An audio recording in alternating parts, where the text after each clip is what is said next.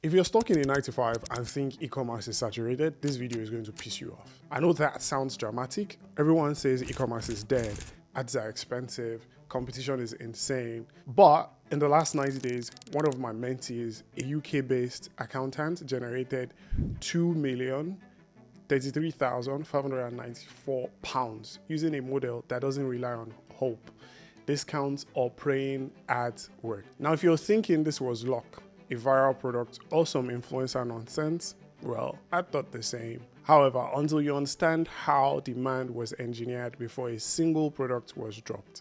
In this video, I'll break down exactly how this happened and why this model works, even if you're starting with zero audience. Now, let me give you context. She was an accountant in the UK, smart, analytical, overworked, but underpaid. She didn't hate working hard. She hated working hard with no leverage. And she had tried e-commerce before, tested products, burned money on ads, watched gurus sell dreams while she stayed stuck. Now, our problem wasn't intelligence. Our problem was that she was doing what everyone does, which is launch, hope, panic, discount, and quit.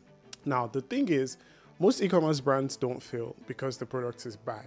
They fail because they launch to nobody. So what did I do? I had to do the exact opposite. Instead of launching a product, we built demand first. Now this is what I call the drop model. The truth is, it is simple in concept, but it is brutal in execution. Now the drop model is 1, you create demand. 2, you build a wait list, which is the reservation. And then 3, offer elevation. And 4, product drop. Now, when you do this, it creates something that makes it very, very easy for you to, 1, predictably make money, 2, launch to people who want what you are selling, and then 3, it takes out the guesswork and also makes sure that your ads convert. So with this, you eliminate product guessing. You don't need to pray for your ads to convert, and you don't need to beg for sales from people to buy. I'm going to break this down exactly and make you understand why this works. So the first thing we need to focus on is the demand. Why most people get this wrong, right? Before a single product existed, we tested desire, not products. And that included the content, the messaging, and market reactions. Now I'm going to highlight that further here so you have an idea of how this whole thing works. Usually, most people forget that it is very, very important to create content that you're able to predictably drive traffic to. And when you create content that you can drive traffic to, you are also able to work on the right messaging, because if you do not have the right content, you won't be able to figure out what exactly the market wants. And that's where your messaging comes into place. And lastly, you're able to use market reactions to filter out and understand properly how you can serve your market, right? Now, if people don't emotionally react to the idea, the product doesn't matter, right? And this is one thing that you have to understand, because this is where 90% of e-commerce brands waste years, right? Now, in this scenario, what's the worst that could happen, right? You don't focus on selling the product first, you focus on creating content. And a good example is my watch brand, Phoenix Watches. In the last 4 years, we've been able to get 750,000 people on the wait list for my watches. And how were we able to get that done? Because we tested different things, and we consistently place the product, which is the watches. We consistently place it in every content that I pushed out.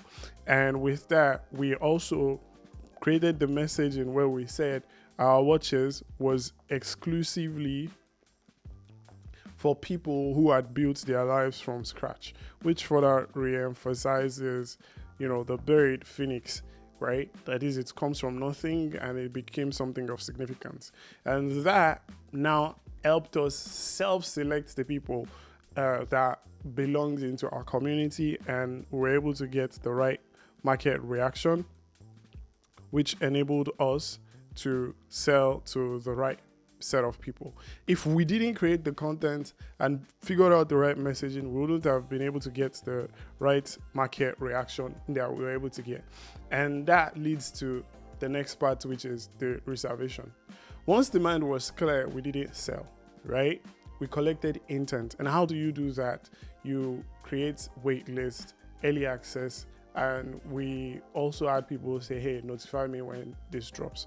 And once that happens, it does three things, right? It confirms buyers exist, right? I mean, the worst thing you want to do is to sell in a market where there are no buyers. So once you confirm that buyers exist, right, we're able to create anticipation.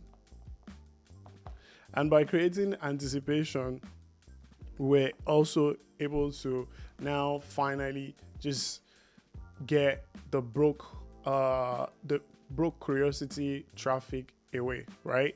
For example, we did that with Phoenix watches. We said our watches were what, $4,500 to $8,500, and we said that up front, right? We were also able to generate anticipation by saying, hey, you need to join the waitlist for you to get access to this.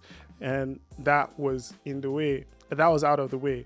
And then finally, we were able to filter out people who were not a good fit.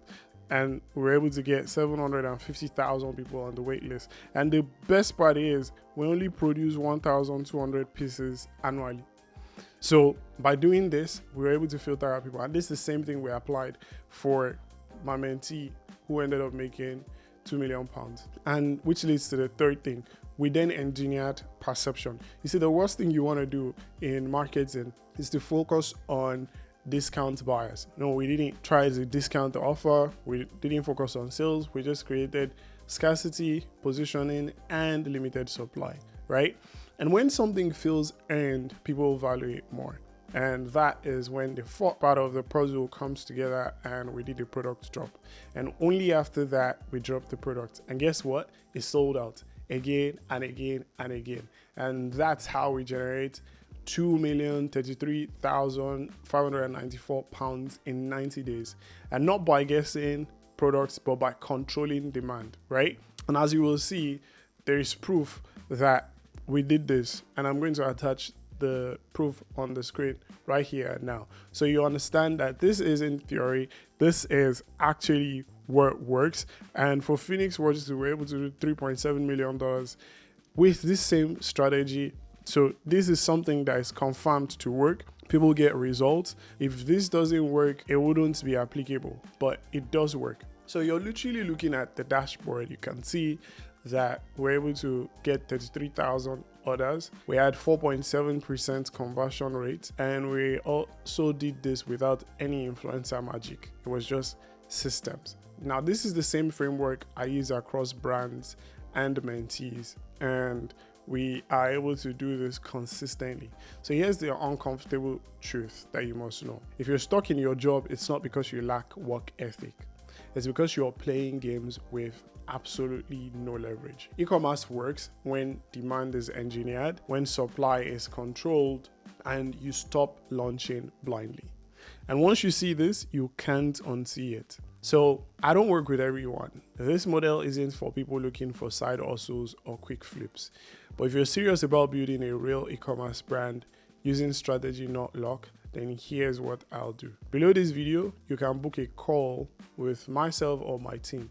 On that call, we'll see if the drop model fits you, identify where you're bleeding money, map a real execution plan, and if it makes sense, we'll work together, right? If not, you'll still walk away clearer than you've ever been.